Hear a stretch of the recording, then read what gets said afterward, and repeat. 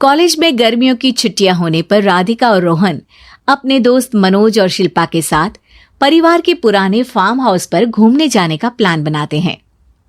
Guys, तुम दोनों को वो फार्म हाउस बहुत पसंद आएगा। बचपन से ही वो मेरी और रोहन की सबसे पसंदीदा जगह रही है। पर मैंने तो इतने सालों में तुम्हारे मुंह से कभी फार्म हाउस का नाम तक नहीं सुना।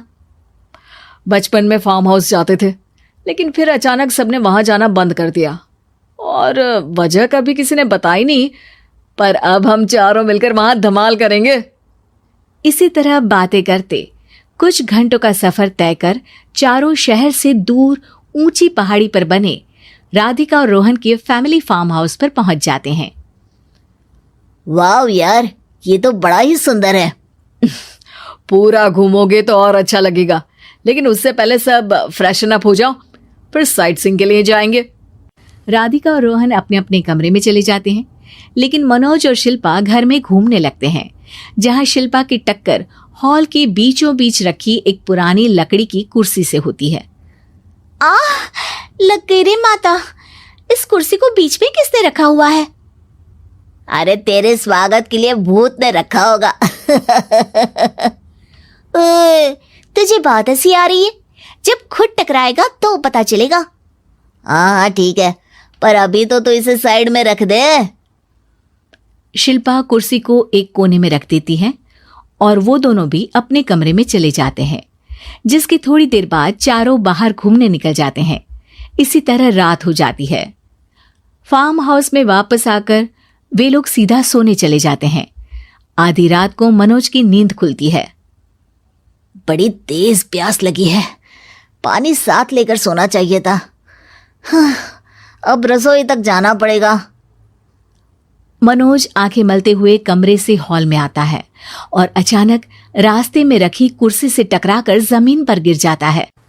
अरे मर गया रे दादा, शिल्पा सही बोल रही थी, बड़ी तेज लगती है ये कुर्सी तो, पर इसे दोबारा बीच में किसने रखा?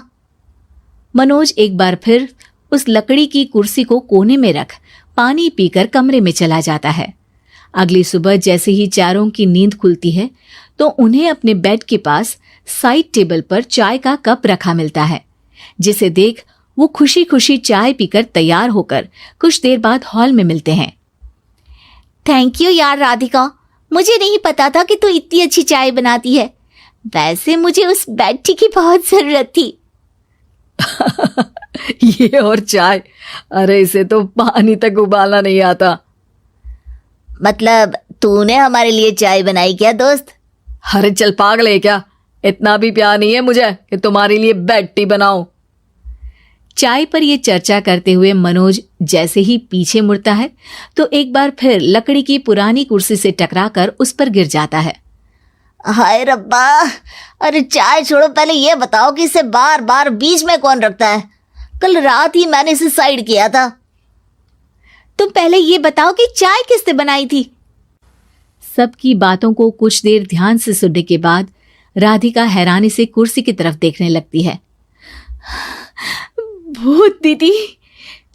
राधिका की बात सुन आपस में झगड़ रहे सारे दोस्त शांत हो जाते हैं। क्या बोला अभी तूने? अरे पर अब वो यहाँ कैसे हो सकती हैं? क्यों नहीं हो सकती? हमने यहाँ